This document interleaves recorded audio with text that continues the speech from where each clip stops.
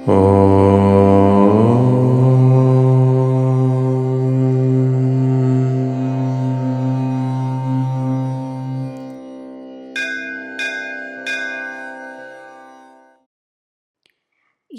ஜபம் செய்வது? ஜபம் செய்யும் பொழுது ஏன் கண்களை மூடிக்கொள்ள வேண்டும்?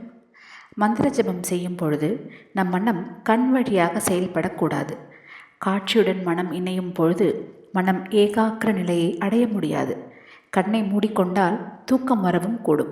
அப்படி தூக்கம் வருபவர்கள் கண்களை மூக்கின் நுனியை பார்த்து வைத்துக்கொண்டு நாசாத்ரே நியுஸ்த திருஷ்டிகி ஜபம் செய்வது உத்தமமானது.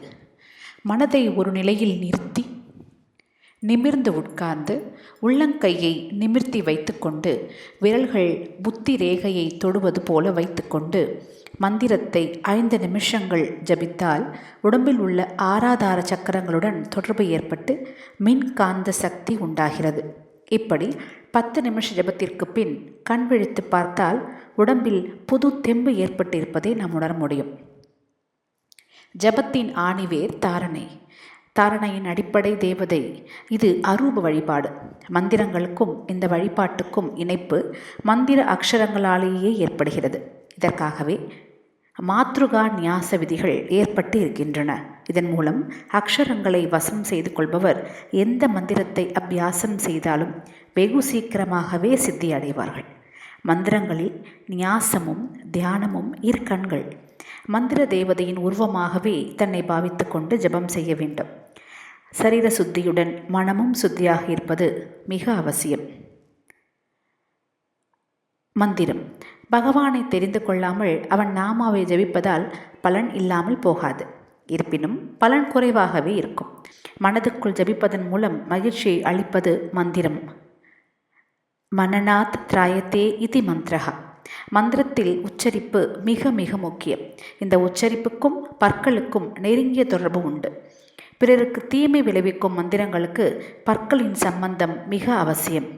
முன்காலத்தில் சூன்யம் வைப்பவர்களை தண்டிக்க பற்களை தட்டிவிடுவது வழக்கம்.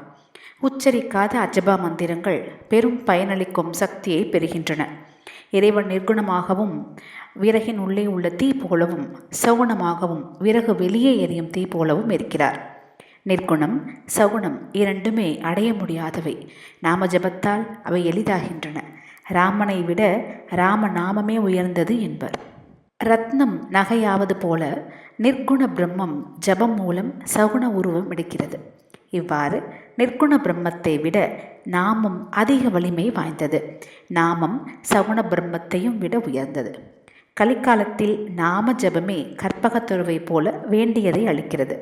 நேமத்துடனோ நேமமின்றியோ எப்பொழுதும் ஜபம் செய்வதால் அந்த கரணத்திற்கு சித்தி ஏற்பட்டு ஈஸ்வரிக்கு பிரீத்தியை ஏற்படுத்துகிறது என்று பிருகத் வாமேச தந்திரம் கூறுகிறது.